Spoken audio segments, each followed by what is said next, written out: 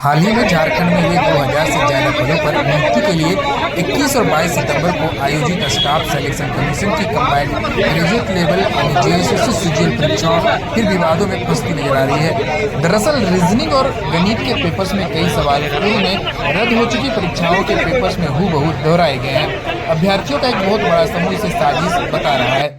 रांची और हजारीबाग सहित कई शहरों में इसे लेकर विरोध दर्ज जताया जा रहा है। विरोध कर रहे परीक्षार्थियों का दावा है कि रीजनिंग पेपर के 20 प्रश्नों में से 16 प्रश्न हूबहू वही हैं जो 7 जून 2019 को आयोजित टीयर 1 परीक्षा में पूछे गए थे। इसी तरह गणित के पेपर में भी 20 में से 16 प्रश्न वही हैं जो 8 अगस्त 2022 को टीयर 2 में परीक्षा में पूछे गए थे।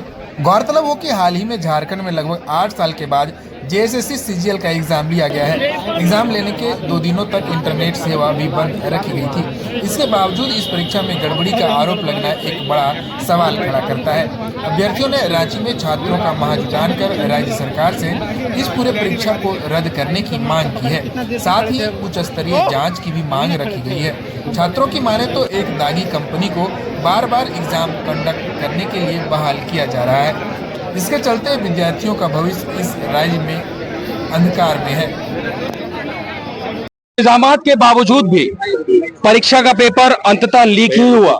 पहले तो प्राइमा फेसी हम लोगों को ये लगा कि नहीं, ये सिर्फ मात्र एक अफवाह है, एकमात्र अफवाह है।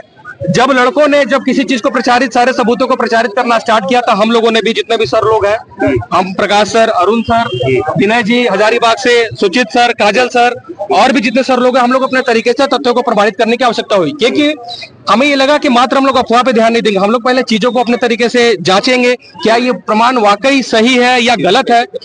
लेकिन फिर हम जब लोगों ने प्रमाण को जांचा तो बड़े ही आश्चर्यजनक तथ्य हमारे सामने आए।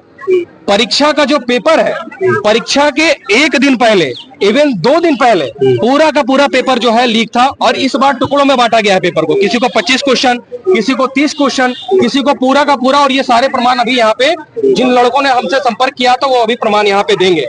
नेट को ऑफ कराया गया, नेट को ऑफ करा के कहीं ना कहीं ये धांधली जो है रोकने की एक बहुत अच्छी जो है कोशिश थी। पर उसके बावजूद भी सोचिए, इस तरह के मंसूबे के जो लोग हैं, जो परीक्षा धांधली कराने में एक्सपर्ट है, उनकी मिली भगत कहीं ना कहीं एजेंसी में है, जिस चीज पे हम लोग बराबर प्रश्न चिन्ह उठाते रहे हैं। क्योंकि पिछले बार भी अगर आप सभी मीडिया बंधुओं को ध्यान होगा तो परीक्षा एजेंसी को डिबार किया जेएसएससी ने, यानी कि कहीं ना कहीं उसने स्वीकार किया कि हमारी परीक्षा एजेंसी में खोट है।